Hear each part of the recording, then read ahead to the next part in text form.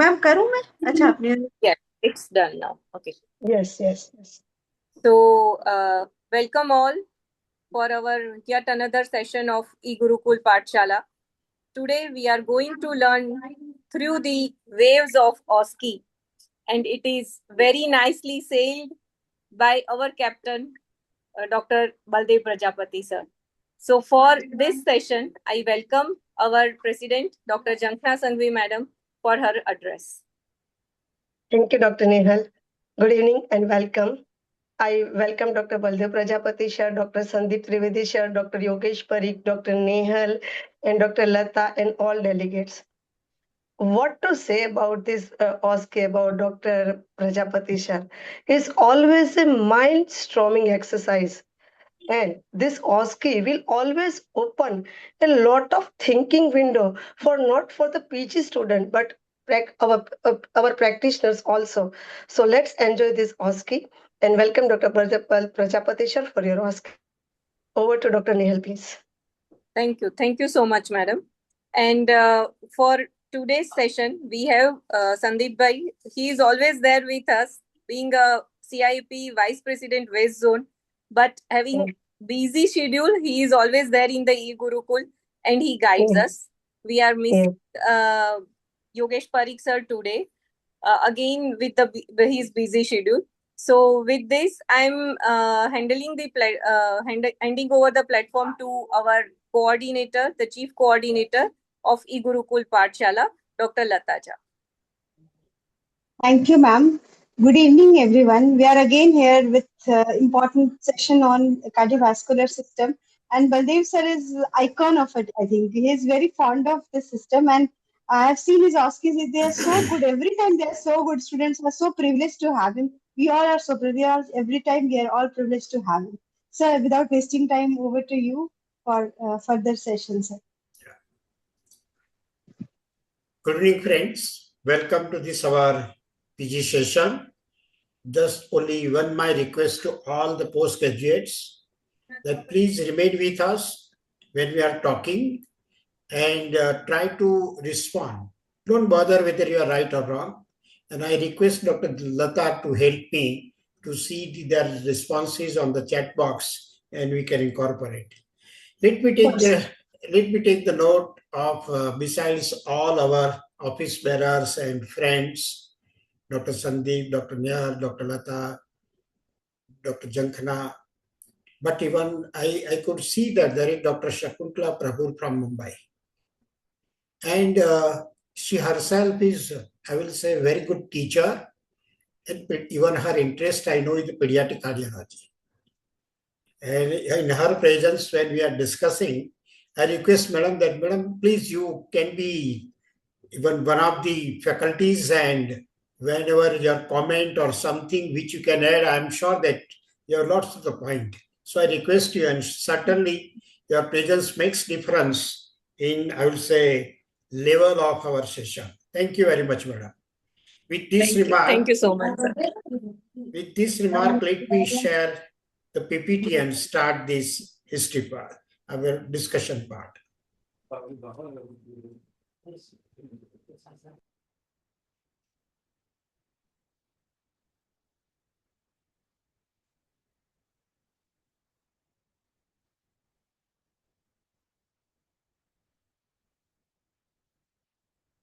Are you able to see my slide? Yes, sir. Yes, sir. Yeah. So just make it full screen, sir. Yes. I hope that now it is full screen. Yes, yeah, it's there. Yes, sir. Anyway, this is the institution. I would like to just inform the friends. I'm attached to that. And these are my books. I request the student that please go through it. Send me some suggestions. That may be several editions may be required. Let us go to straight away. I have prepared some of the OSCEs, which may be useful even in Viva in the MD exam also. Medical treatment of cyanotic spell in a case of ferrostactile. Maybe sometimes you have the short note in the exam, theory paper. So can you mention some of the, and the points of the management should be in sequence. That what should be the first point and second step, and accordingly, it makes difference in the management of the patient presenting to you with the cyanotic spell. I know that it may be a little bit long answer. We'll wait for a few seconds more, and then I request Dr. Lata to see the responses, whatever postgraduates has responded. Are there any responses, Lata? No, sir. I'm still waiting. I have even put the chats to respond.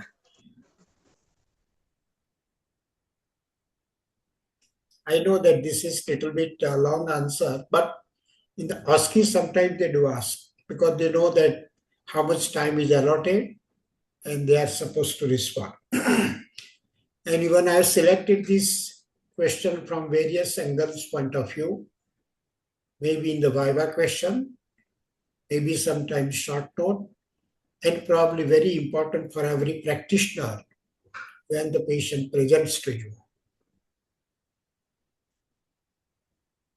If no response, should I go? Yes, sir, no response. Okay. You know, these are the steps. Please remember, very important first step is the position of the patient. Older child should be placed on the abdomen in the knee chest position. And suppose very young child, infant, that should be kept on the shoulder of the mother. And that position itself helps the patient of cyanotic spell. Second, we know that hypoxemia is a major issue, so start the oxygen. And third, we know that there is a spasm of infundibulary spasm, and to relieve it, we'll have to go for morphine if it is available. Dose is 0.2 milligram per kg by subcutaneous route. And nowadays, even morphine may not be available immediately, but yes, ketamine is available. That dose is 3 to 5 milligram per kg per dose, and that is to be given by intravascular route. Acidosis is very common in these patients, which may require the correction. Sometimes the seriousness is due to the acidosis. And that can be done, you know, with the soda bicarb, sodium bicarbonate, which is available 0.9%, 1 to 2 ml per kg, 1 to 1 in dilution intravenously. Propranolol 0.2 milligram per kg IV, again to relieve these spasms. Several times when you may observe that the correction of the hypovolemia is required, and for that we can give the 10 ml per kg of DNS. Very important that during the whole management, keep the child warm. And if really the hemoglobin is less than 12, that is the anemia for this child. And PCV may be required, and sometimes PCV will help for further management. Meanwhile, we know it's a life-threatening condition, so monitor for the heart rate, blood pressure, all vitals. And sometimes in the serious and very prolonged cyanotic spell, it may require the vasopressors and even the mechanical ventilation. So these are the steps, and many times in my round, I remember that I used to ask the students that the steps should be in chronology, in the sequence, because that is very important for management of this life-threatening condition. Let me go to the... Excuse me, sir. Yes. Excuse me, sir. Yes, sir. So 2 responses had come after we said response. No problem. Knee chest and knee chest position and sedation, 2 persons had responded. Right. Sandeep sir has asked, can we use fentanyl? Fentanyl, yes, if suppose these things are not available. Sir, if morphine is not available, then can we use fentanyl in this case? I think ketamine is a better choice than the fentanyl. And if your still ketamine is not available, you can go for the fentanyl. Because fentanyl is having its own particularly adverse effects and hazards. Yeah. Okay, should we go next? Sure, sir. Sure. Again, long question. I have selected very few like this. Then we'll go for the, but they are the very important in the cardiology if MD students are facing, that is the prophylaxis for prevention of recurrence of rheumatic fever. Many times it is having different, I will say, points you will get in different books. Sometimes even it is confusing to the students. And nowadays, fortunately, rheumatic fever has gone down. Even at one place, I mentioned that now hardly seen, but in last 2 years, our PG clinic itself, there were 3 presentations of rheumatic fever. So probably it is, yes, it is down, but not totally out. So all of us should be aware, and even the diagnostic criteria and all the things are revised. So all recent things should be known to us. Particularly regarding prophylaxis, any responses, Dr. Lata? No, sir. I know Still again it's long question. Let me go for the answer. Please remember, everybody, please note it. We know that penicillin is difficult to get, but somehow some people are able to manage. So I think if required, we should be able to manage.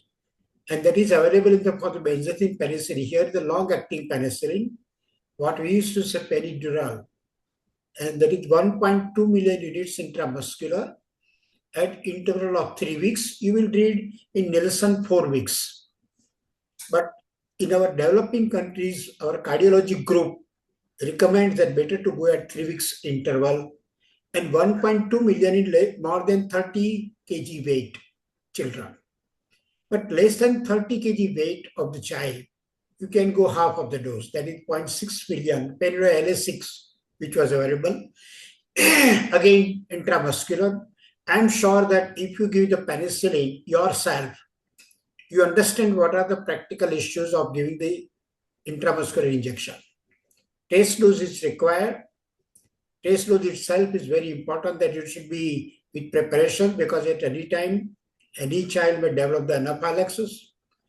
Second thing, even, after the dilution, to continuously agitate this bulb. And it is a very thick solution, very viscid. So you have to use the very wide bore needle. May not be even 22 sufficient, sometimes 20 or 21. And then please give the deep intramuscular, because it is a very painful injection. So these are some practical aspects. Injectable not available penicillin V, again, difficult to get, 250 milligram twice daily, or sulfadiazine 1000 milligram once daily if the weight is more than 30, and if the weight is less than 30, 500 milligram once daily. Erythromycin, where you are facing the problem of penicillin and sulfa hypersensitivity. And the dose is, various preparations can be used, but erythromycin, we are using 250 milligram twice daily. Please remember that regarding duration also, not many points are different. The risk is greater within the first 5 years after primary acute rheumatic fever. That is the basic principle.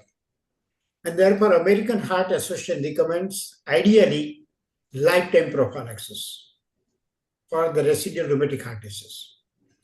But our practical recommendations, therefore, at least 5 years or until the child reaches 21 years, whichever is longer. And patients of carditis, for 10 years after the last attack of carditis, or at least until the age of 21 years, and again, whichever is longer. Please remember, if established rheumatic heart disease, particularly valvular heart disease, or operated in post-valvular surgery, here the penicillin prophylaxis is required lifetime. So I think these are the recommendations with very clarity, and all of us should be aware of it. Should I go to next one, Lata? Yes, sir. Yes, sir. Yes, sir. Definitely. Now because I saw that last time also ECG were discussed, so maybe probably revision or you may refresh it. Here is an 8 years old boy, and now I'm sure that you are accustomed how to read the ECG. And this 8 years old boy, and all the ECGs are really again the patients which I have seen, was brought for upper respiratory symptoms. and was diagnosed as adenoiditis. That was the problem. But while examining, I saw that pulse was having the problem and ECG was taken. And this is the ECG tracing of 8-year-old boy. There was no cardiac problem, no even any complaint or symptom of cardiac condition. But yes, pulse rate was significantly affected. That was a point on clinical examination. And then ECG was taken. I hope that you have got sufficient time to look at the ECG, because I said pulse, so you should be able to count the pulse rate and other things. Anyway, let me go to the question. What are the ECG findings? Anybody? Again, if I go back to the tracing, you can see, try to see PQRST even in lead 1, 2, 3, AVR, AVL, AVF, and then V1 to V6. Sir, one response came, MOVIDS 1. Okay. MOVIDS 1, that means there is a prolonged PR interval. It is the grade 1 conduction disturbances. You can see the PR interval. Even you can say somebody has calculated, even the machine has calculated. And PR interval is not prolonged. Is 152 milliseconds, that means 1.5 seconds. And prolonged, that means it should be more than 0.2. The But second response left. Sorry, sir. Sorry for interrupting. Yes. Let's see the response first. What they say? Left ventricular hypertrophy. Okay, plus, if you have learned methodologically to read the ECG, first check this tracing, whether it is proper. That good square pattern should be seen, and then ECG reading will be reliable.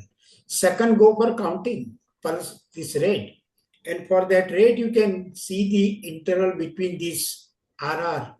You can see one, suppose R is here, second R comes over here. You can see how much time it takes, and if you calculate 1500 by small squares for the counting the pulse rate, it comes to just 50. And for this age, it is significantly bradycardia. Further workup, yes, I think somebody put it. But in the ECG, again, if you see the contractions of here, the P wave, again the QRS comes here. This is QRS, this is T wave, and then again P. And how much this does means they are contracting at their own time. That is, atrial contraction and ventricular contractions are independent, autonomous, and that indicates AV block. So somebody has noted some block. That's good. Some degree of arrhythmia. And by diagnosis, we know it's a complete heart block, 3rd degree heart block. So this 8-year-old boy had the 3rd degree heart block without much symptoms, but yes, it was the problem. I referred to the cardiologist, and what complications can occur in this condition, which was explained to the parents. Suppose if it is not noticed, or if it is missed, at some time it may be some catastrophe. So which complications can develop in this type of the complete heart block? Yes, any responses? Let us wait for some time. Complications which can occur in this complete heart block or 3rd degree heart block, what we say. First degree, then MOBIS type 1, MOBIS type 2, and the 3rd degree heart block. Yes? The VTAC, ventricular tachycardia, VTAC. Okay, anything else? Why the tachycardia should develop? Ventricular. There is no any other, I will say, exciting factor for this conduction system. But both are independent, and even still complete heart block. And if simultaneously there is no contraction of the heart, gradually it can lead to sometimes syncope, hypotension, even hemodynamic instability naturally, because they cannot contract and cannot push the blood uniformly and perfusion problems, and suddenly sometimes if the syncope like presentation continued, with arrhythmia even can cause death also. So Yes, what sir, is we the got treatment? responses, syncope and shock and syncope. Very good, very good. What treatment should be advised in like this patient? What is the treatment?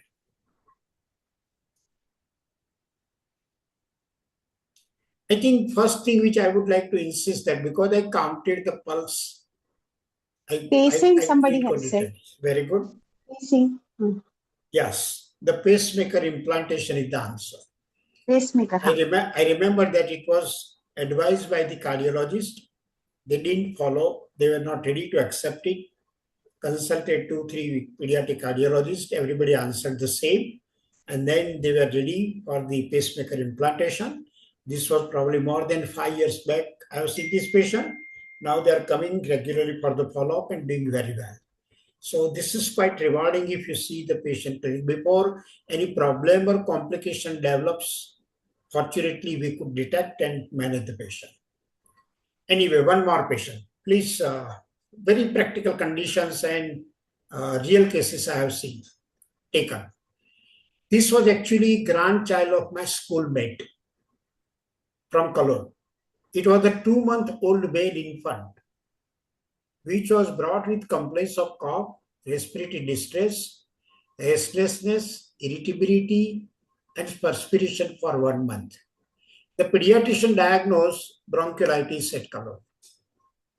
And physical examination, when I saw it, that these are the signs of cardiac failure, but there was no murmur, no cyanosis, and this was the chest X-ray and ECG.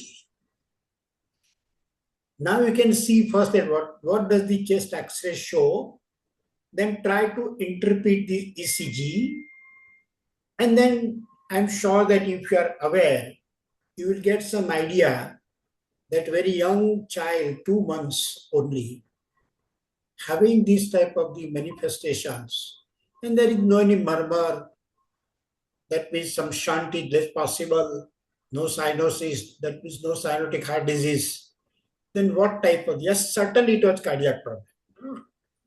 Then what it could be? First try to read the chest X-ray. Sorry, sir. Yes. So 4 responses have come. Tachycardia, 1 person, another person SVT, third person agon string appearance, and fourth person TGA, narrow base of heart. Okay, fine.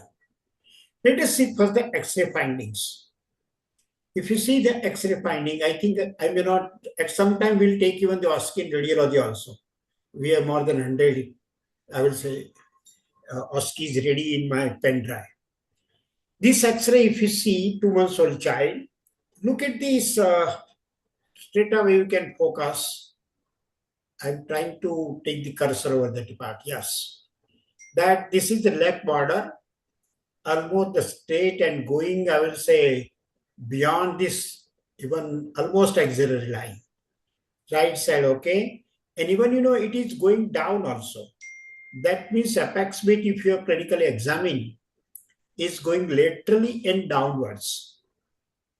And then which chamber hypertrophy or enlargement will give this type of the cardiac shadow, if you focus. And even other things, if you see. So then my question was X-ray findings. So chest X-ray was showing the cardiomegaly and left ventricular type. It will be laterally and downwards. That is the classical. That means left ventricular hypertrophy is likely. And next, what are the ECG findings? Again, if I show the ECG, try to focus, I will say, in 2 months old child, what we are not expecting, which are present in this patient.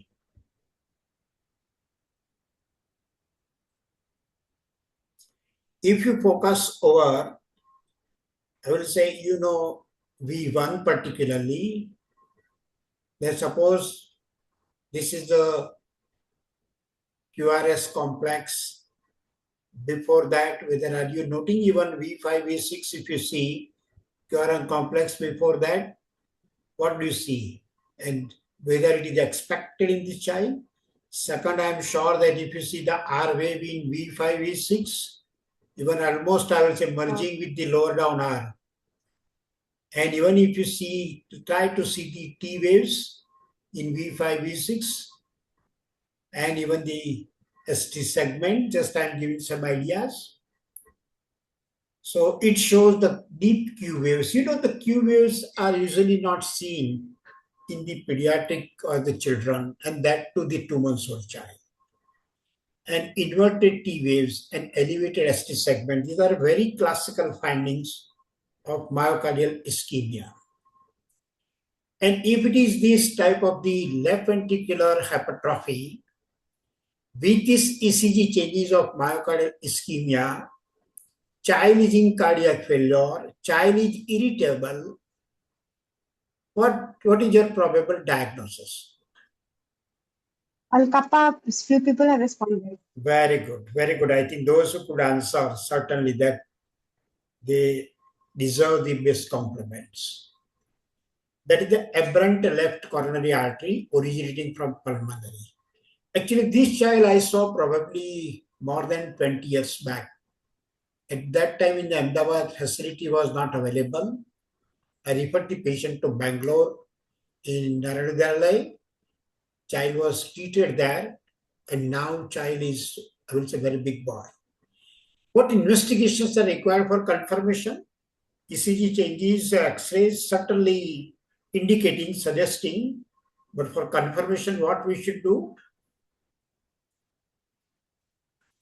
Good echo response. Okay, very good. Echo may help, but every time suppose echo is not clear, what further should be required? Or I think before they plan for surgery, always they need. The surgeon is not going to operate only from the echo, but yes, echo will give this. Very good. Sir, angiography. Yeah, angiogram. Even 2D echo with the Doppler, by the good pediatric cardiologist, they are able to confirm the diagnosis. When I will say, Madam Shakunta Prabhu is there, for her it's, I will say, routine. CT or MRI, and with even the angio, it requires this for the origin to see, locate the coronary artery's origin. And then what surgical treatment should be given, and that will be the permanent remedy for the child. It is the permanent remedy. What they do, what the surgeon does, what type of surgery. Yes, anybody? No response. Reimplantation of LCA into aorta. Yeah, actually, they detach the anomalous coronary artery. We know that because it is originating from pulmonary, it is getting the deoxygenated blood. Therefore, myocardium does not get the good oxygenation. And therefore, ischemia develops. And therefore, it is to be detached from pulmonary artery and anastomized with the aorta. This, I will say, systemic circulation, so that it gets the oxygenated blood. It's not so simple the way in which I have written in 2 lines. But yes, now very good, or I will say surgeons are doing with good results. So, and Al-Kappa, I think, not so common, but at the same time, not very uncommon. Yes, we do come across. If somebody asks me, I must have seen probably about 8 to 10 patients during my practice. So please keep in mind how the why the child was irritable? Because irritability, the pediatrician diagnosed irritability and breathlessness. Therefore, naturally, everybody will say bronchiolitis. But once the cardiac failure, X-ray shows cardiomegaly, I think that should give some idea, and you can go for ECG, or even you may take the help of cardiologist. But this is very important. Our purpose of sharing is not just for the preparation of the exam. Yes, first preparation of exam and OSCE, but at the same time, I'm sure that even to every practitioner, it will be helpful. Let us go further. Again, this was 4-month-old female infant presented with complaints of cough, respiratory distress, and getting exhausted while taking the breastfeeding. An excessive perspiration over the forehead since 2 months. Physical examination revealed signs of cardiac failure. There were hepatomegaly, but femoral pulsations were weak because that was taught to us, but no murmur. And this was the chest X-ray. Now try to focus. Even some arrows my radiologist has shown, he has done. That means some specific findings were there. You can look at the clinical presentation or case scenario. Age is 4 months. Patient has signs and symptoms of cardiac failure. This is the chest X-ray. My question. So we have few responses. Yes, okay. Sir. Okay, what are the responses? Let us see. So already responses have started before your questions. Yes, Top, yes. boot-shaped heart, coarctation of aorta, apex upturned RVH top, convexity in pulmonary artery area, coarctation of aorta. So what is their diagnosis? Anybody has put? That's only so top and coarctation of aorta. Please, I think that may be the guiding. If you see again, sorry. This X-ray, if you see again, this is this left border going quite away. And this is a congestion. Of course, you may, if you feel bootable, it will be uplifted. And second thing, 4 months old child is not the common presentation of fellows. And very important point, it is going to be cyanosis. So, and one very important hint is given, weak femoral pulsations. In the exam also, they don't confuse you. They give some very important clue from which you can, and if you are aware, you can think over it. Anyway, here cardiomegaly and pulmonary congestion. And then what is the probable diagnosis when femorals are weak or not palpable? Which condition presents in this way?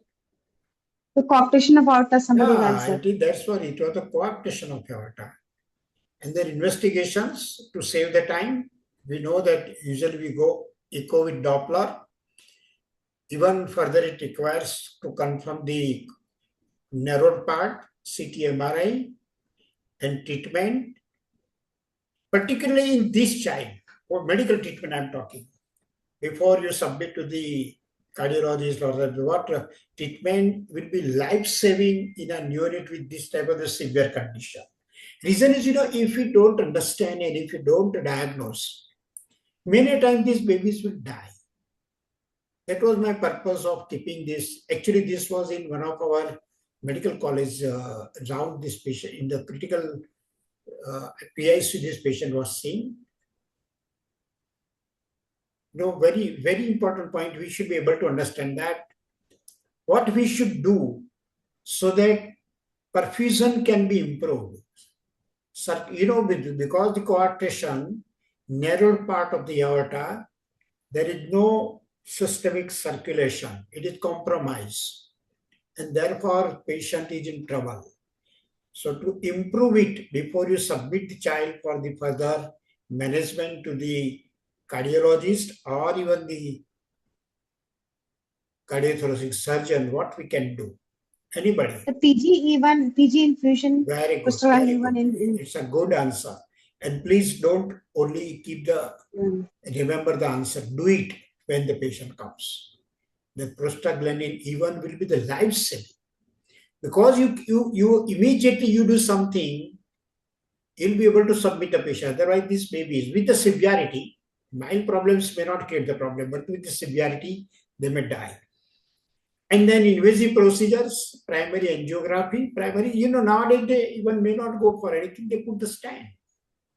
Whatever the part is narrowed, they can place even the stents, and that narrowed part will be widened and there will be the improvement of the circulation. Nowadays, that all these procedures, invasive, when we were student, just we were listening. But now these things are possible in our own town with very good competency. They are able to manage and such babies survive. Even lot many we visit private sector, but remember in our own city, Ahmedabad, UN Mehta is one of the best centers where they are efficiently, they do all these procedures, even cardiac surgery, and many babies survive even without, I will say, any spending the money by the patient under various government, I will say, provisions. So that's very important for practitioner also. Just if you diagnose, refer the patient if not able to manage at the private sector, but baby will survive. This is very important point. Anyway, let me go to some pictures. These nodules were found in occiput at 12 years old boy, and child was already having some cardiac condition. And these were the findings on examination. Even parents showed us that these are the things which we have noted. It was not before. I'm sure that you have noted this problem. What do you call it? The lesion seen at the occiput over the skull. Subcutaneous nodules. Somebody Very will good, answer. very good, very good. Certainly it's good. You know that in John's criteria, modified John's criteria, which is recent, I think 2019, and that criteria, one of them, the subcutaneous nodule. But the question may be, in which disease they are found, already answered. It's a rheumatic fever. But what is the clinical description of these lesions? How will you describe these lesions? How they are seen? Nodules. Ashok nodule is the histopathological diagnosis. And it will not be seen in subcutaneous nodule. That will be seen, I will say, Ashok nodule in these valvular lesions. So it's good that, and somebody then asks what is the Ashok nodule, and then you will have to, somebody will ask you that you can draw the picture. But anyway, what is the description of these subcutaneous nodules? The tender over bony surfaces in heart. 3% have responded. Okay. No tender. Somebody has told no tender. Okay. Somebody has mentioned tender. Somebody has tender, non-tender. That's good. That's good. Let me give the answer. Please remember, these nodules are of varying size, from pinhead to almond. Many books have described. And Nielsen has mentioned 0.5 to 1 centimeter size. So regarding size. Second point, they are non-tender. Please remember, they are not tender. Erythema nodosum is tender. These subcutaneous nodules are non-tender. And they are very common on bony prominences, such as sheen of tibia. And if you are knowing, you can check these sites.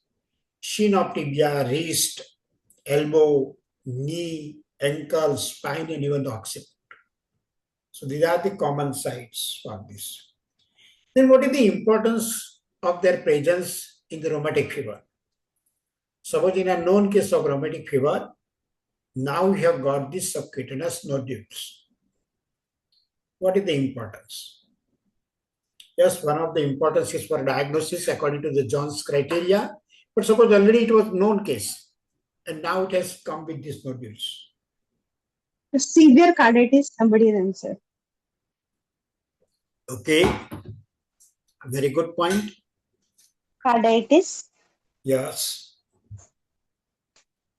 Please remember again, it's a rheumatic fever subcutaneous nodules, always have the carditis. Good response. It indicates that it is associated with the carditis.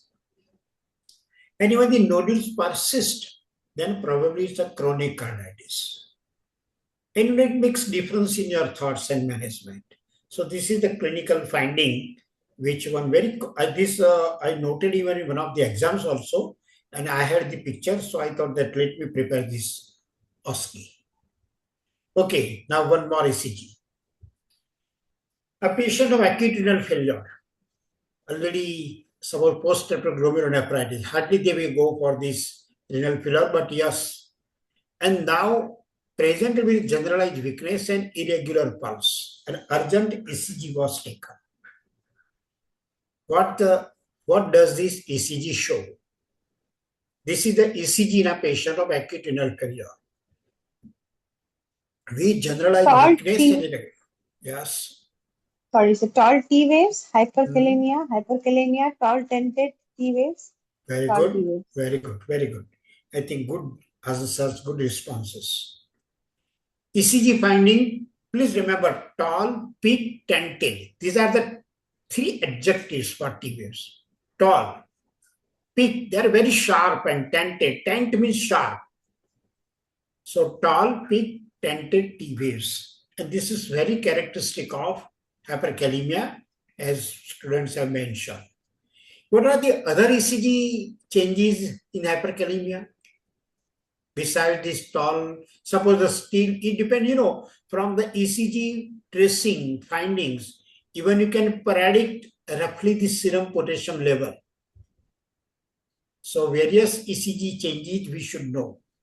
And that may give the idea regarding the severity of hyperkalemia or level of even the potassium. And before you get even serum potassium, some life-threatening changes, you can start the management from. Now, previously we were doing the ECG. Nowadays, in ICU, there is already constant monitoring is there so that you can manage the patient very efficiently. So what are the other ECG changes, Lata? Any response? Yes, sir. Yes, a sine wave pattern, prolongation of QRS, PR interval and later arrhythmia. U wave also somebody has answered. Sine waves and U waves. Right. Please remember in the order, ST segment depression, prolonged PR interval, flattening of P waves, and widening of QRS complex. Widening of QRS complex usually is quite late with very high potassium level. What line of treatment? Already you have seen that, yes, it is a very significant hyperkalemia. What immediately you will do? Because this patient can develop arrhythmia and can die even with a very high potassium level. Sometimes 7.5, 8 even it goes. And then it may cause arrhythmia and patient will die. But suppose if you have noted this ECG finding, you can manage it efficiently to save the child, and then various modalities to treat the hyperkalemia you can. But immediately for life-saving, what treatment you will give? Yes. The 6 responses, calcium gluconate. Okay, calcium gluconate. Very good. There are the various modalities, but in this patient with the life-threatening, you should go for 10% calcium gluconate, 0.5 to 1 ml per kg. Please remember, calcium gluconate should be given diluted intravenously very slowly under cardiac monitoring, because again itself can cause arrhythmia and can cause the problem. So calcium, very important. And later on, you can go with the various modalities. Somebody will ask you, even maybe the short note also, what are the various modalities for hyperkalemia? Calcium gluconate for it. Because calcium gluconate, how it acts or how it helps in this patient by stabilizing the myocardium, so that further problems, life-threatening complications can be avoided. Later on, you can go even with this insulin and glucose. Even you can go with this resin is available. Even you can go with the salbutamol, because salbutamol can also cause this hypokalemia. Or even really not manageable by this, it may require peritoneal dialysis or hemodialysis. So these are the various modes available according to the indicated line of the treatment. Okay. Further, just the ECG, and it is circle, which is abnormal.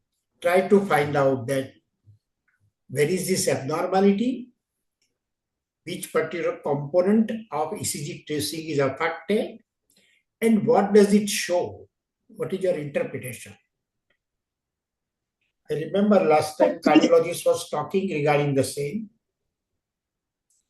Yes, Tata? Sir, we have 5 responses. 3 as speed mid trail, One is LA dilatation, one Wolf syndrome, and one again as left atrial enlargement. Very good responses. This is called as a P mitral notch P waves. If you see the very classically which is seen over here, it's a P wave and it is notched. Why it is a notch? You know that the P wave usually is a maximum 2 squares, that is the 0.08, and the height is also. But here what happened, then the P wave is formed by atrial contraction, that is the right and left. But it starts, right atrial contraction starts first, and then even it will be stopped. But here, left atrium takes more time. And therefore, even with the right atrium, it goes down, but again it is prolonged. So it is notched and prolonged time. That is the P mitrally, and it indicates, what does it indicate? Involvement of which chamber?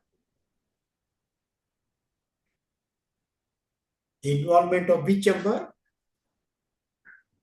Old responses were LA dilatation, left atrial, Very good. It's a left atrial hypertrophy.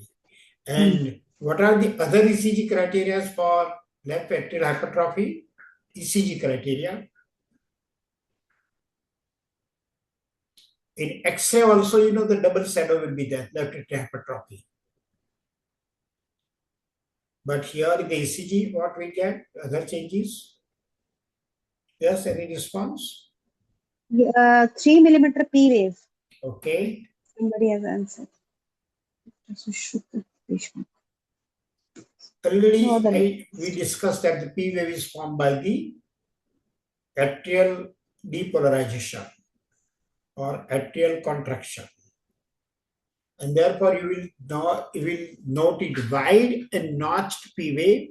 Whenever you want to study the P wave in the details or any other, always take the long second lead. And here you may get the biphasic P wave in V1.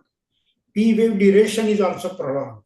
As I said, it will be normally 2 small square, that means 0.08 second. But if it is more than that, that is the more than 0.1 second, then it is also indicating left atrial hypertrophy. Okay, one more ECG. 7-year-old boy presented with history of sudden onset of giddiness and fall with a transient loss of consciousness, recovers within few seconds. And this is the history of frequent such as episodes. Many people take the EEG such patient, but rather than EEG, if you go for the ECG, you will get this type of the configuration. What does it indicate from the history? 7-year-old child, sudden onset of giddiness and transient loss of consciousness, and even recovers. And this type of episodes are multiple times. The heart block, 3rd degree heart block. Okay. Prolonged QT syndrome. Okay. I think, Lata, we are discussing online, but suppose present, we should offer the chocolate to the person who is answering. Certainly, I will, sure. Yes, or sir. at least we can calculate total responses, and the person with the highest response, we can keep even some prize. Yeah, that we can do, sir. Yeah, that we can do.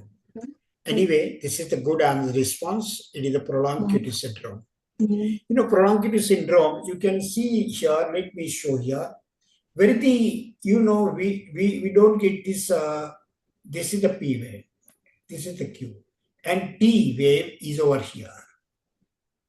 Usually, if you calculate, this is 1, 2, 3, 4.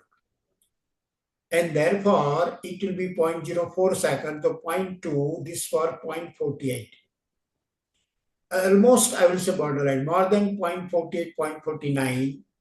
This is the prolonged QT syndrome. Normally, it should be 0.4, 0.42. So, in prolonged QT syndrome, this was actually related to one of our surgeons in LG hospital, treated with multiple anti-epileptic drugs. And let me mention over here, I didn't diagnose. This diagnosis was done by one of my residents, who is at present at Coimbatore, Dr. Ramnathan.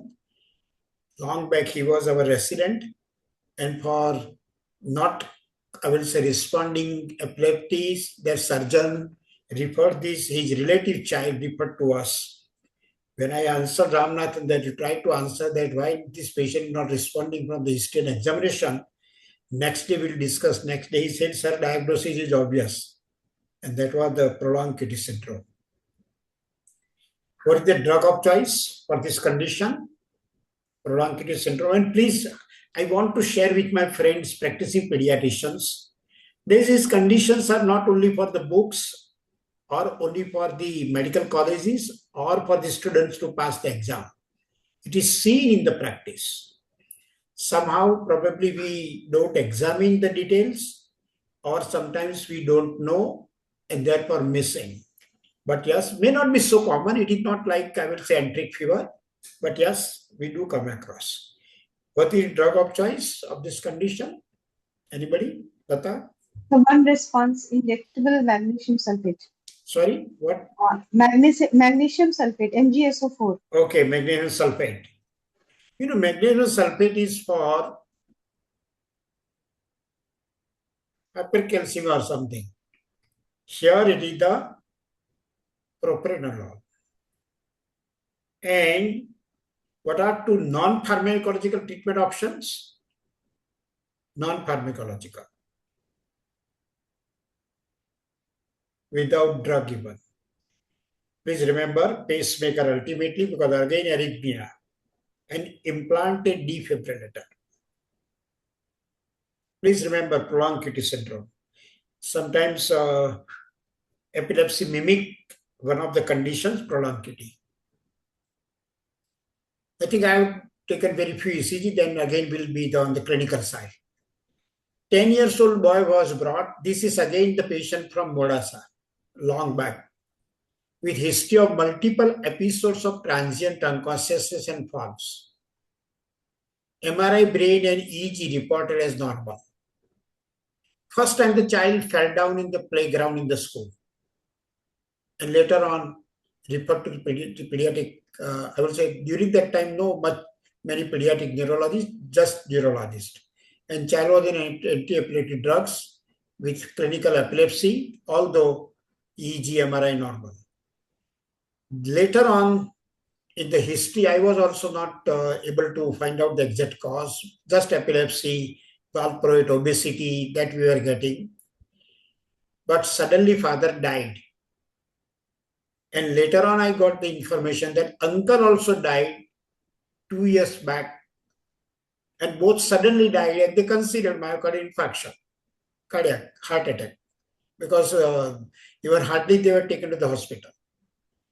And therefore, I was worrying. I remember that this patient, I referred to Dr. Sunil Dalal, very senior cardiologist of this city.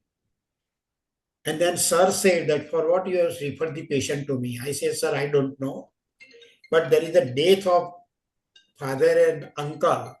And this patient of epilepsy not responding. So I want to rule out any cardiac condition. That I said. And sir, believe me, from the ECG, Sunil Dalal sir said that from this particular findings, these are the delta waves. Now I think short PR interval and delta wave. Prolonged PR complex. So what is the answer? What is the diagnosis? So 2 persons have responded at HOCM and WPW syndrome by 2 persons. I think, Lata, you should ask the name of the person with the WPW syndrome response. So 4 or 5 persons are Dr. Asha, very good, Shushut Deshmukh, then Bhumit, and one is 1+. I think we should acknowledge with their names even. It's certainly very good responses, and I will appreciate them. They are aware of it. That was the WPW syndrome, Wolff-Parkinson-White syndrome. You know, it's an aberrant conduction pathway, and therefore arrhythmia. Again, I remember this patient was referred to Bangalore, it is Narayan Dalai, and basic defect already I said, it is an aberrant congenital accessory pathway. Some people call it the pre-excitation syndrome. That patient was operated and even recovered very nicely. That boy is now computer engineer at US now. And Mama is staying at Gandhinagar. Which drug should be avoided in this patient? This is very important. If you are not knowing sometimes what drug will cause the sudden arrhythmia and death. Please remember, WPW syndrome, if you don't recognize, sudden deaths are known. And sudden death syndrome in our pediatric practice, which is known, one of them is any cardiac arrhythmia, but more so with the WPW syndrome. And which drug should be avoided? Please remember, all calcium channel blockers like adenosine, verapamil, beta blockers. Propranolol should be given in prolonged QT syndrome, but propranolol is contraindicated in WPW syndrome. So please remember. And long-term treatment, as I said, during that time they were doing the surgery, but now they say that by the catheter ablation, with radiofrequency ablation, they are able to treat the patient. So this is something, I will say, a new advancement in the management, but my patient was managed with this surgery by cutting that aberrant conduction pathway. Only 3 days old neonate in the NICU. After the birth, baby was in postnatal ward, but due to the serious problem, 3rd day was brought to the cyanosis and hyperpnea. Acidotic breathing suddenly developed. Clinical examination revealed single second heart sound. But there was no cardiac failure. On the contrary, chest X-ray showed the oligemic lung fields. And this was the ECG. It is said that if you are knowing the basic ECG, please forget regarding the complicated ECG, what the pediatric cardiologist may be knowing. Even I don't know the details, complicated ECG, but yes, basics I know because I am learning since 83. But if you are knowing basics, I am sure that you will doubt something if you are not able to answer. First, always see the standard configuration. It should be 10 squares and it should be square-like. That means it is the good ECG. They say that before reading the ECG, check that it is standardized. Now, if you see, please try to focus. You know that the 3 children, you are expecting right axis deviation. See over this, I think last time axis deviation was discussed by our friend cardiologist. And second thing, even if anybody has noted anything else, let me ask any responses. Yes, sir. One person has responded SVT. Dr. Adhiram has said pulmonary stenosis, pulmonary atresia, another person.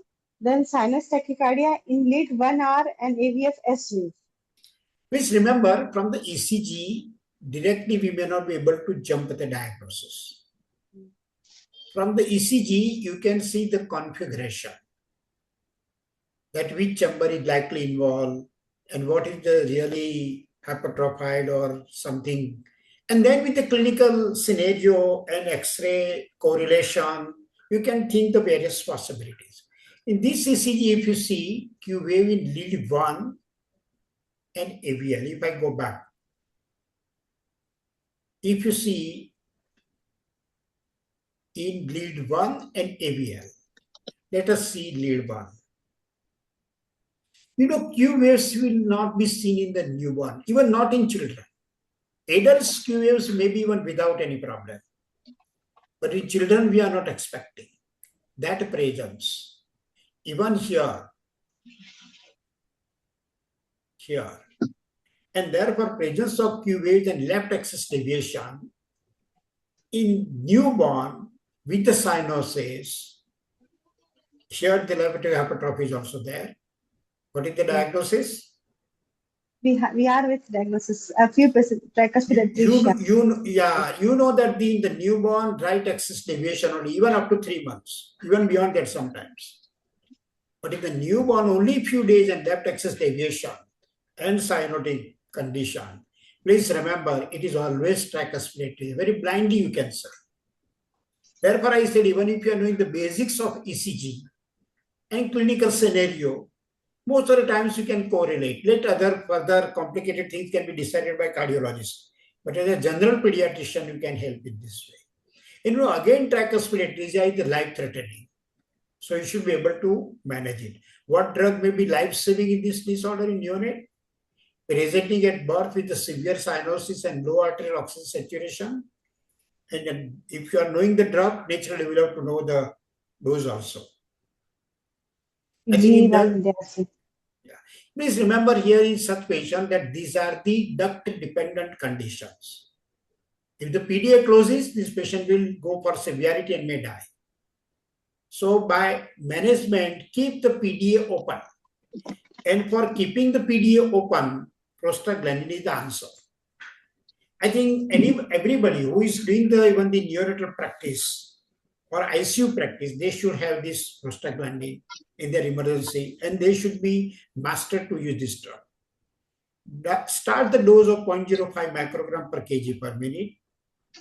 Monitor the patient even, just clinically even. And if settling down, then reduce to 0.02 microgram per kg per minute as it reaches this oxygen saturation. And then manage the patient with the help of pediatric cardiologist. But this is the role of, immediately this patient is going to be with the pediatrician or neonatologist. Therefore, I will say, efficiency should be up to this level. Then naturally, cardiologist will manage with the further confirmation, management, everything. A resident doctor found significant bradycardia in a neonate on routine examination. I remember one of our good, I will say, sincere, when putting the stethoscope, he said that hardly in the newborn, otherwise, you are not able to count even that what is the heart rate. But the baby was asymptomatic. And echo was done. There was no structural heart defect. No VSD, ASD, fine cyanosis, nothing was there. And ECG was here. Later on, it was confirmed that was due to some maternal illness. I think, in the OSCE, they will give some, they will not just put therefore it is very important for the teacher also, that how to frame the OSCE. We cannot put just where the person cannot think. Give some important clue to the person. Sure. See these P waves, where is the QRS, where is the P. Even in all the leads, if you see, this QRS, this is P wave. If you see this configuration is not normal or I will say equally placed. Anybody? Yes, sir. SLE causing heart block in units. Very good. Very good. SLE heart block. Yeah, you can see that the EC P wave is seen by its own, QRS complex by its own. That means that the dissociation of P, QRST, which should be there. And that indicates complete heart block. And maternal illness, which maternal illness will cause this complete heart block in the newborn? The SLE, they have answered. Very good, SLE. very good, very good. I know that one of my friend's daughter in UK was having the hydrops fetalis. There was no cause for the hydrops fetalis. In UK, they investigated. And then they got this heart block and therefore the hydrops fetalis. Mother was not having the manifestation but investigated and confirmed that was due to the SLE. So SLE can present. So I think whenever you are facing such problems in the practice, we'll have to read, we'll have to discuss, then certainly we'll get even these conditions in our practice also. Answer naturally here, any complete heart block, pacemaker is the answer. I think we saw 2 patients where pacemakers were indicated. 20-month-old girl presented with emergency room with high-grade fever. breathlessness, and excessive crying. She was fully conscious. Temperature 103, significant tachycardia, tachypnea. Heart sounds were not heard properly. Neck veins are engorged, and hepatomegaly, huge liver was enlarged. Chest X-ray showed enlargement of cardiac cellular. These are the ECG. Very classical ECG. This picture first time I saw in Hutchison. And very specific name is given to this type of the tracing. First, you can correlate with the clinical finding also. About 2 years old child with very high grade fever, and then breathlessness, and even the tachypnea, tachycardia, somehow heart sounds are not heard properly. No other signs of cardiac failure, but neck veins are engorged and hepatomegaly. Responses have come, sir. Mm-hmm. Myocarditis, cardiac tamponade, ST elevation, cardiac tamponade in 3 to 4 pulses, reductus is also present. I would say whatever the answer Lata has given person, but person who has written the ST elevation, I think in the future he should go for cardiology. because at this level, being the student, he is able to interpret. You can see this not simply ST elevation. This is P wave, QRS complex. You know, this is a ST segment. This is. And that it is not simply just elevated. It is like, I will say, the whole hump of the camel-like. And there is Parikh sign. Parikh is the name of the person. And acutely with this, you know, here is the sign of the infection, fever and all the manifestations. And that is a very classical finding of findings low QRS voltage, ST elevation, depression of PR segment. And diagnosis, muffled heart sound or heart sound is not heard properly in spite of very significant tachycardia. I think as a clinician, it is very easy. Myocarditis, somebody gives not answer, but you know, myocarditis ECG will be different. Here, ECG is not suggesting myocarditis. Tamponade, everybody is answering. Yes, therefore it is the pericardial effusion. Pericardial efficiency. I remember this patient during that time in the Rajasthan hospital. Unfortunately, we lost that surgeon, Dr. Tusharve. He was the person to aspirate this patient. Patient was from Gandhinagar, and that was the pus. And then what are the common organisms causing this problem? Please remember, because ultimately we have to manage the patient. He aspirated these. That's what the significant amount of pus was tapped. And organisms, common organisms. Somebody has answered TB, tuberculosis. Tuberculosis will not cause the empyema. Yes, tuberculosis can cause the pericardial effusion.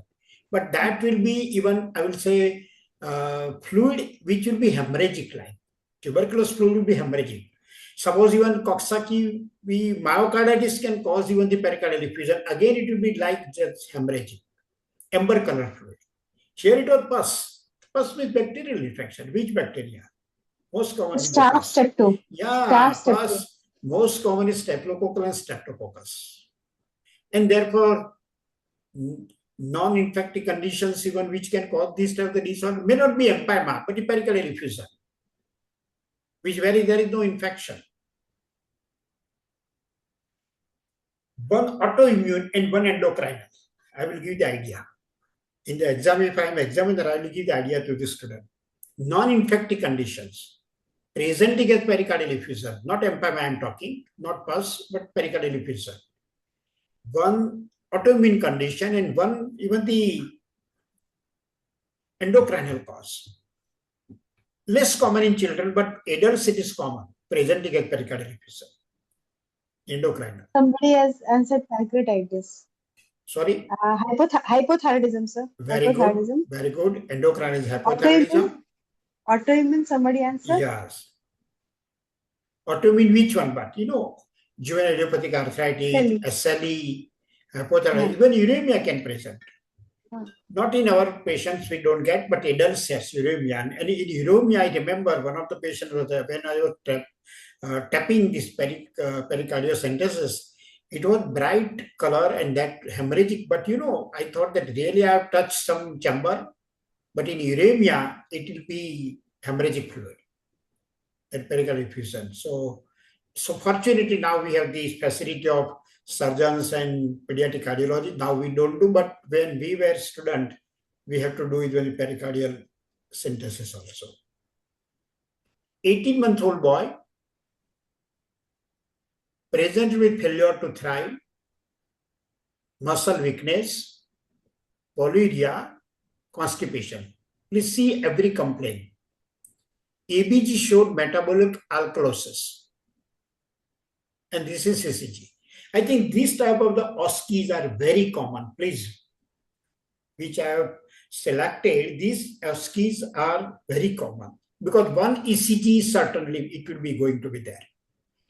This child had failure to thrive, muscle weakness. Try to correlate muscle weakness with the ECG finding. Then polyuria and constipation, and then metabolic alkalosis. Then I will put the questions. Try to focus over the ECG, that what does the ECG show? Yes, ECG finding. Again, if I show you here, try to see. This is the P waves, QRS complex. Depression. What happens over here? Somebody has drawn the arrow also. One arrow is going down, one is going up. And every tracing, the person has tried to show. Even, the exam also in the OSCE, they put this type of the clues to you, to focus you. Just they don't put simply tracing. Even they ask us, I remember as an examiner, that they ask us that how to prepare this type of the OSCEs. Not just tracing, but put some important clue so that students can focus. Now what arrows I showed, ST segment is sagging, going down, and T wave depression. T wave depression in the myocardial ischemia will be sharp. Here it is sagging. And U wave elevation. And what does these findings suggest? Hypokalemia. Very good. Hypokalemia. Again, RTA button. Again, from this ECG tracing, you can decide the level of serum potassium. What are the common signs and symptoms of this disorder? I think somebody has put everything. Yes. Muscle weakness, cramping, fasciculations, hypokalemia, paralytic ileus, hypoventilation, hypotension, with even severe hypokalemia. It can cause that condition already Lata was speaking. What is the diagnosis in this patient? RTA Bartter syndrome. RTA is different. It's a renal tubular acidosis. Bartter. Here it is the alkalosis. So it is the Bartter syndrome. Bartter syndrome presents. So both oblique somebody has written. It cannot be oblique. Please, it is not going to be the oblique. Then OSCE will not, you will not get the mark in the OSCE. This is Bartter. Anyway, I think now no ECG, mainly the clinical condition, and I will cover a few. When the time is over, Lata, you can ask me. I think still we have seen probably 15-20 minutes, right? Yes, sir. Sure, sir. A 5-year-old girl was admitted with history of fever for 2 weeks. Clinical examination, she was febrile. That means fever was there. Tachycardia, tachypnea.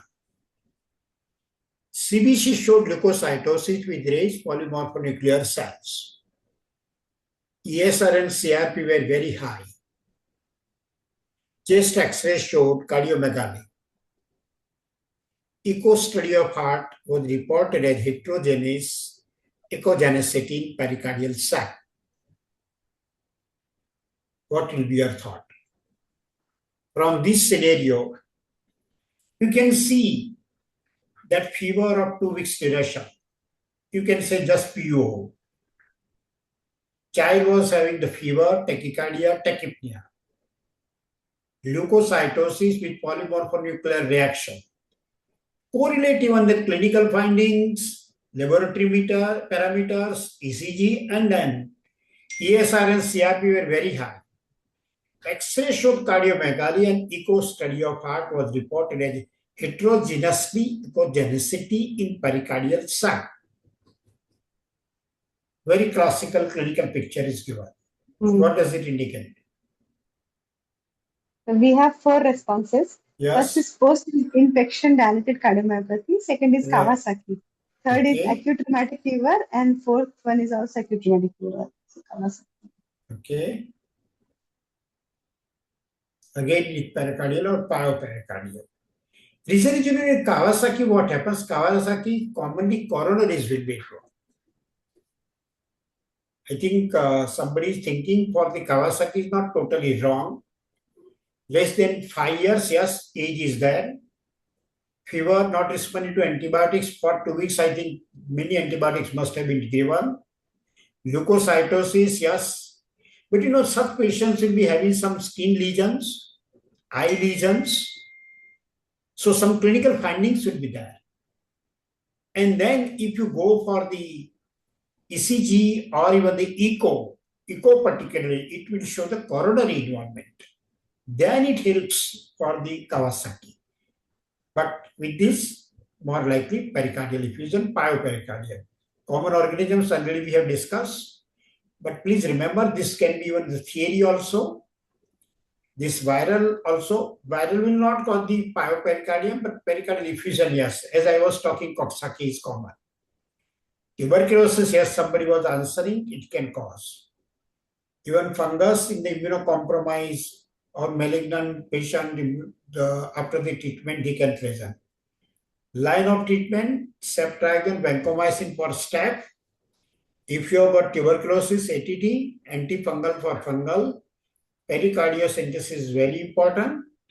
Non-infectious conditions causing this complication, already we have discussed, so to save the time, all these autoimmune disorders. Anyway, 70 hours old neonate presented with central cyanosis. Once somebody gives the central, did not mention the cyanosis, central cyanosis. And giving the clues to the student and even these teachers that if you form the query, this OSCE, please, central cyanosis, that means it's a cardiac condition. The baby was delivered at full term uneventfully with birth weight 3.2. On clinical examination, cyanosis, systolic murmur grade 2, single S2 was noted. Investigation showed hypoxia, acidosis, and chest X-ray with normal cardiac size. That means no cardiomyopathy. See the every point. Age is 70 hours. Very important. Central cyanosis, that means cyanotic condition.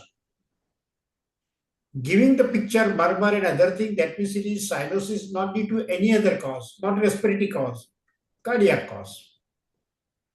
Then hypoxemia, acid. I am giving the clues to this student that how you should think in the exam. X-ray is normal, that means there is no cardiomyopathy. What will be the probable diagnosis with this scenario? That means which cyanotic heart disease can present in 3 days old child. Think in this way. With the murmur. 2 responses. Bolo. HLHS, both. Okay. Left heart syndrome. So confident. Direct diagnosis. At least you can say it's a duct dependent. And most common cyanotic heart disease in newborn is transposition of great vessels. Please remember. Of course, even other varieties like pulmonary atresia, somebody says.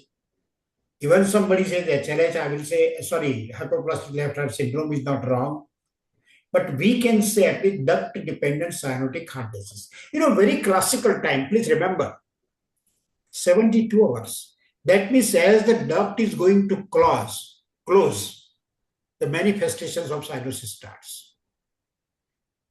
That means you can decide that yes, it is the duct-dependent cyanotic heart disease. Sometimes we may not be able to name the condition, but yes, common you can consider. And the management should be started. What is the emergency treatment again? Already we have discussed the for duct dependent. prostaglandin. What is the dose? Already that also we have discussed. I will not go. Just here we will add the complications of prostaglandin, which you should know. It can cause hypertension, apnea, flushing, bradycardia. So whenever we are using, please be careful. But these type of, again, conditions we find in the neonatal many times because it is not detected, such babies die. Now the another way of OSCE. They are sometimes asking match the followings. On my left side, I have given the syndromes. And right side, cardiac lesions, which are known in specific syndromes. So if we take one by one, Down syndrome, among all these, which one is common? Let us take one by one, Lata. Down syndrome, among all these. A3, AVSD. Yes, very good. It is atrioventricular septal defect. Cushion defect sometimes what to say. You know, MBBS students say ASD, I will answer. Correct, I will consider correct answer. But for postgraduate, better to say atrioventricular or endocardial cushion defect. Turner syndrome? Coarctation of aorta. Very good.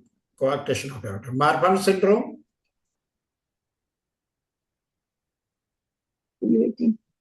Marfan syndrome? They are thinking. DA. DA means aneurysm, I think. No? Yeah, dissecting aneurysm. Yes. Dissecting aneurysm. Marfan syndrome, dissecting aneurysm or aortic regurgitation. Suppose in the exam it is kept something there. Williams syndrome? Williams syndrome? Supravalvular aortic stenosis. If I give you the idea, there is the elfin phase of the Williams syndrome. What cardiac condition? The supravalvular aortic stenosis. Absolutely right. Supravalvular aortic stenosis. Tuberous sclerosis. Tuberous sclerosis. Cardiac rhabdomyoma. Yes, cardiac rhabdomyoma. And what happens in the brain in tuberous sclerosis?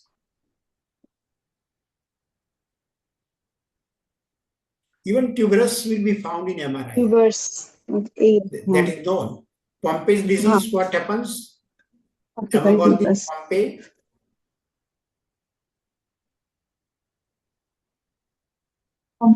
It's Pompey disease. hypertrophic cardiomyopathy. Hypertrophic cardiomyopathy. Yeah, it's a cardiomyopathy. And therefore, you will get this cardiomegaly in chest X-ray without any murmur. Dajor syndrome. Last one left. Aortic arch. Please remember, Dajor syndrome is the malformation of third pharyngeal pouch. And therefore, Dajor syndrome will present with the various manifestations. Will present with the immune deficiency, thrombocytopenia, and even the immune deficiency.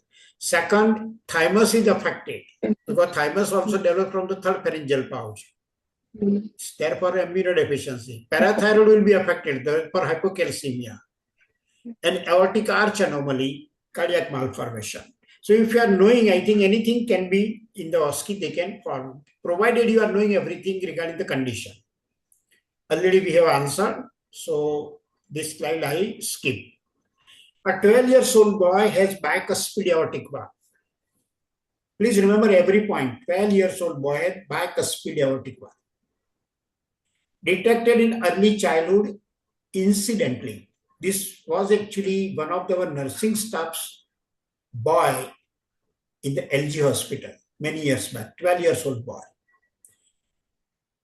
Having some complaint probably, I don't remember what was that, but somehow echo was done.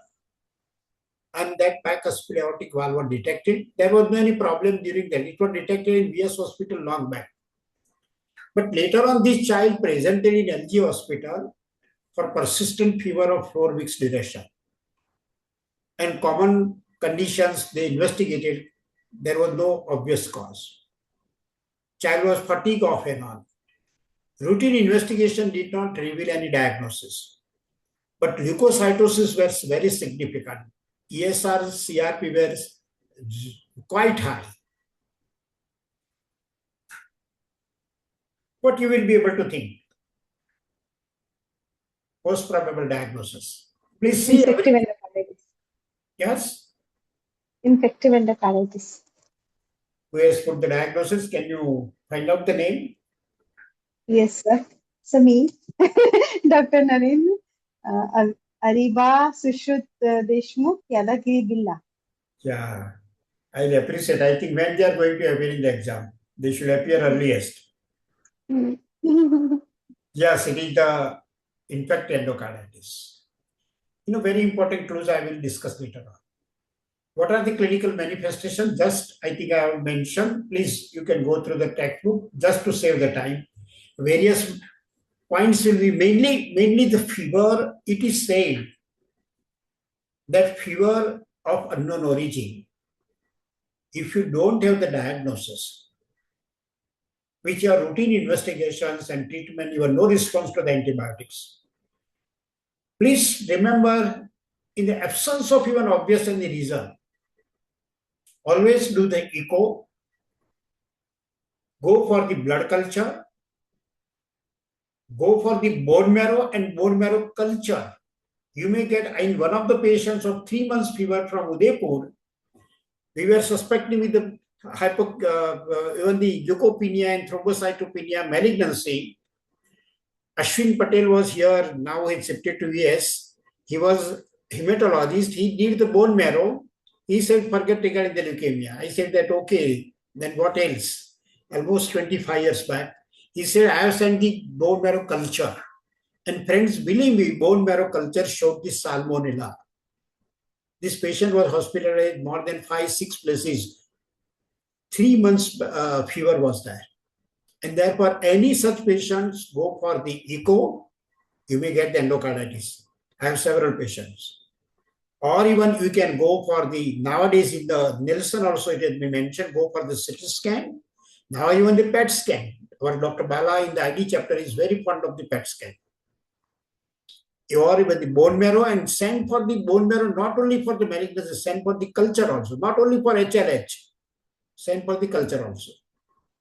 So blood culture, bone marrow culture, CT scan, PET scan, and echo. And then even the examination of eye, particularly the fundus. Certainly that will help you a lot in the practice, and you'll be able to come to the diagnosis, sometimes to our surprise, because we have not thought of. And various conditions, various these findings, if you are knowing, you will search to the patient and you will get it.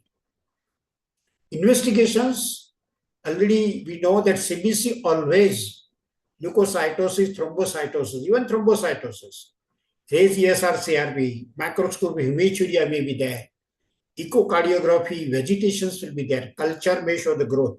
And for blood culture, this is one condition, please remember, antibiotics early must be going on. Naturally, any pediatrician is going to give. Stop the antibiotics for 3 days. Take the blood culture.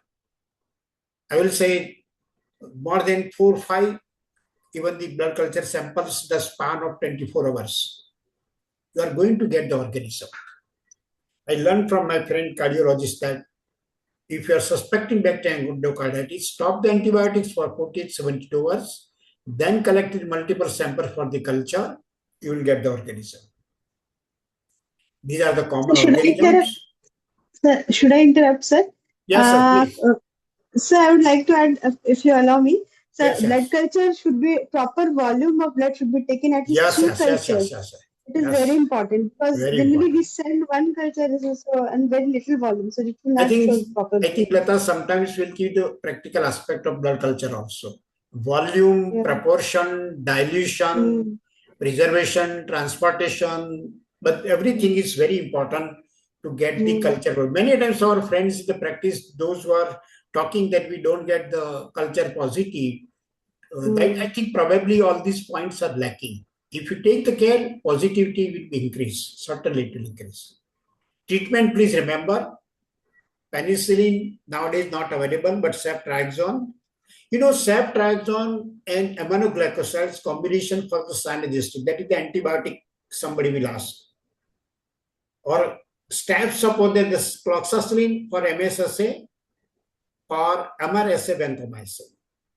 And really, occasionally we get even the fungal, particularly immunocompromised.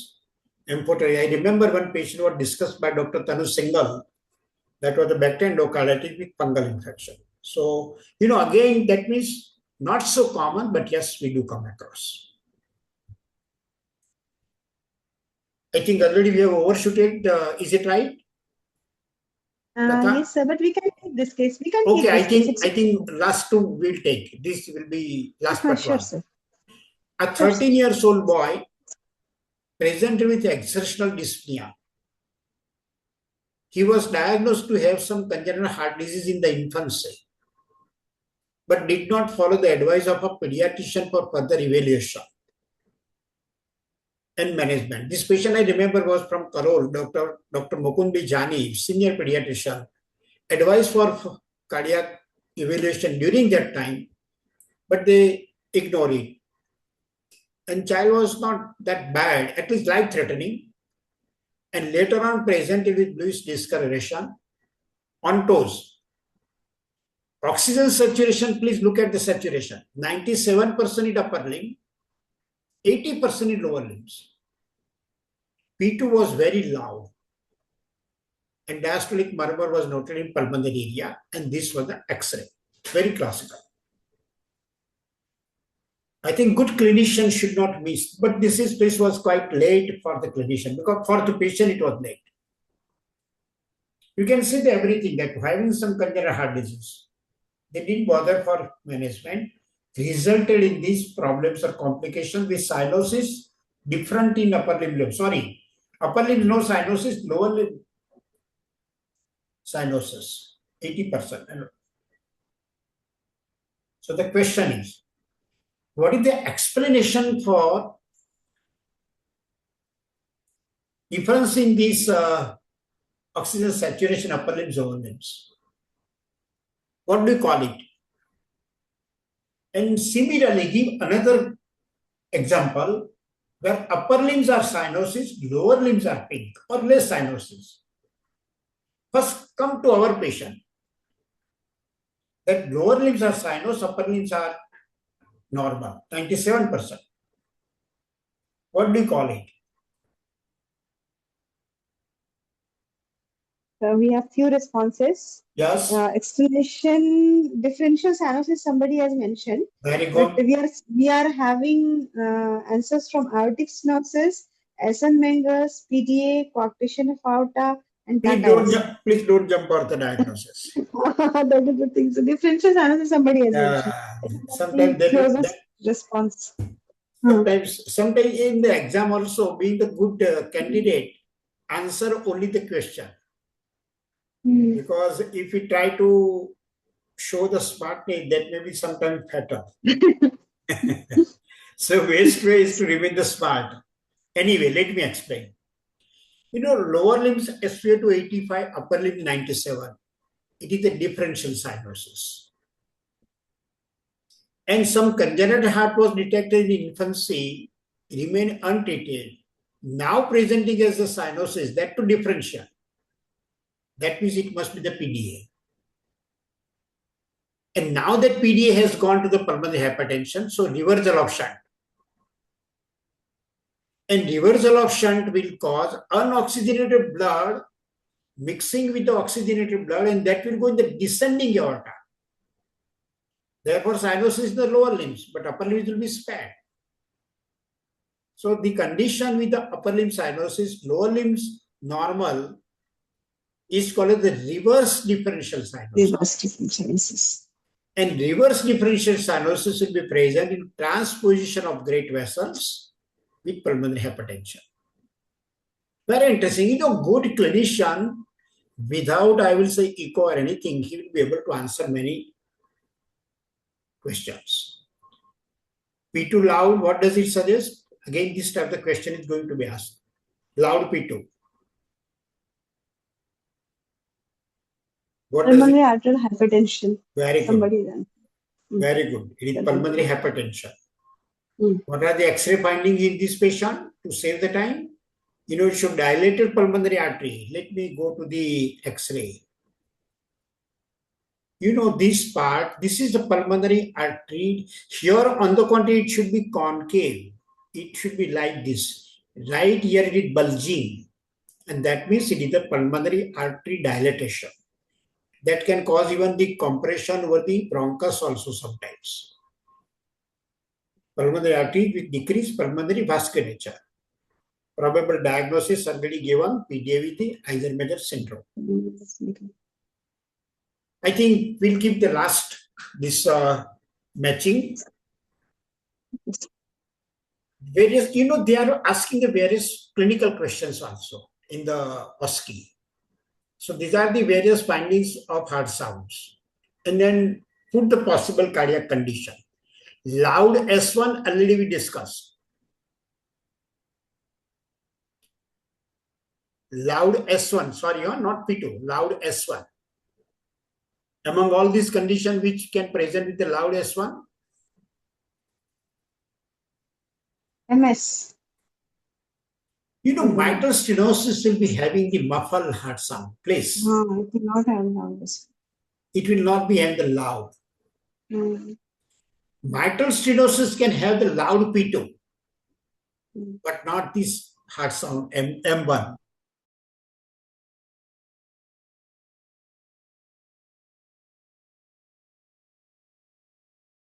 Which one?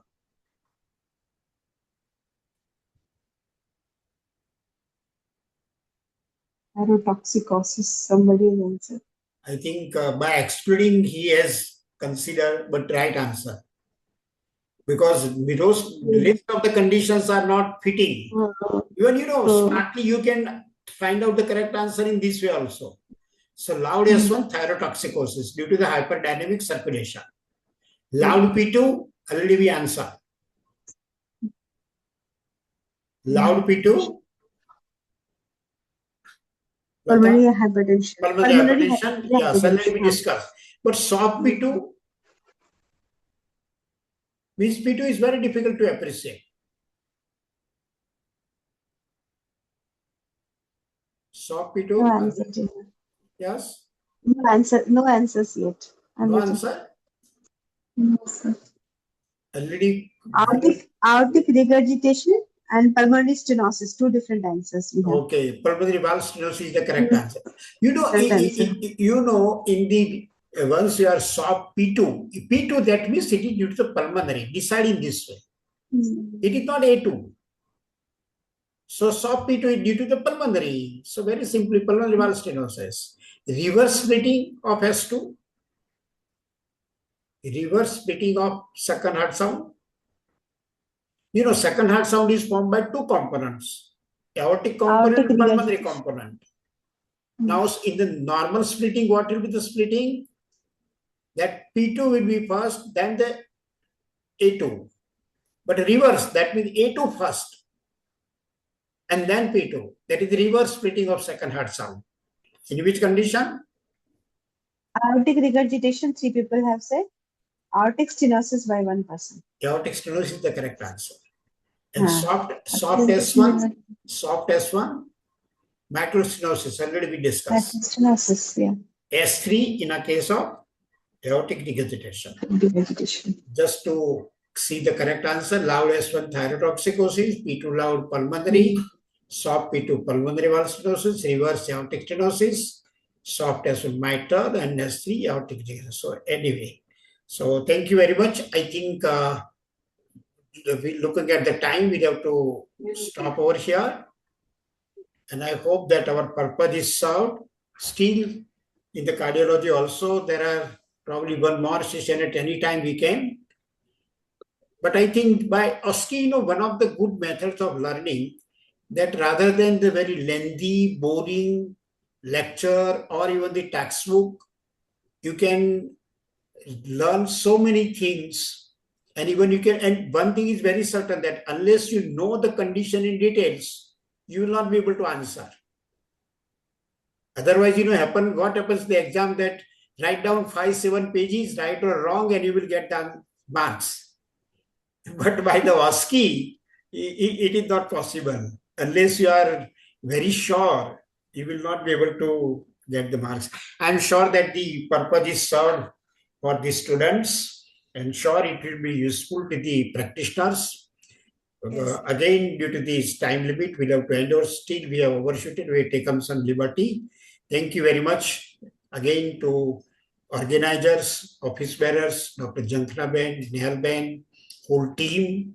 I think Lata is also taking so many pains and efforts to plan the whole session and managing.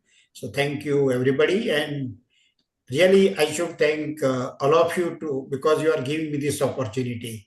Because I am whatever at least I am knowing, I am teaching, but in reward I am learning so many things. So with these words, I end over here. Thank you very much. Thanks a lot. Over to you. Yeah, thank you so much, sir. Your sessions, definitely they are so much deep into the knowledge that, and as you say, once you in OSCE it's a different learning, because you need to diagnose first and then to go into the deep learning of that particular topic. So it's definitely a different learning, and we learned a lot in today's session. Cardiology, one of my special interest, but still I'm learning each and every time. So thank you so much, sir. Thank you, Jhankhana madam and Lata, for being there. Lata is always there to support sir hand by hand and giving prompt reply of all the students. But my I always request students to be vocal and take part in the discussion. That is the way we connect to each other. So thank you so that much. will be nice. Yeah, but let me appreciate all the students. I will may see probably number maybe less, but still they were responding immediately, very nicely. Even some of the difficult OSCEs, they answered very nicely. To be very frank, probably somebody has asked me immediately, I may not be able to answer. But here, just we are putting and asking the questions, they are able to correlate and answering very, very rightly. So I think what I am also learning, that if we make the more efforts, more these type multiple exercises, then I'm sure that more students will be even answering, and they will be learning. And in the exam, probably their performance must be the good one. So I think ultimately our efforts, the whole team were taking, I'm sure that it will be result in the good performance of the students. So let us appreciate the student, and please, as Madam said, participate in large number. Even you can put on the chat box, but even you can answer. For the, I will say, making the session live, you can answer, you can speak out, so that still it becomes a live session. Thank you very much, all of you, and good night. Good night. Good night. Thank you, sir. Thank you, Good sir. night. Good night, sir. Good night. Good night, ma'am. Bye. Bye. Good night. બંધ નહીં કરી દેતી પેલા બધું બંધ કર પછી બંધ કર સ્વિચ ઓફ ટર્ન ઓફ કર શટ ડાઉન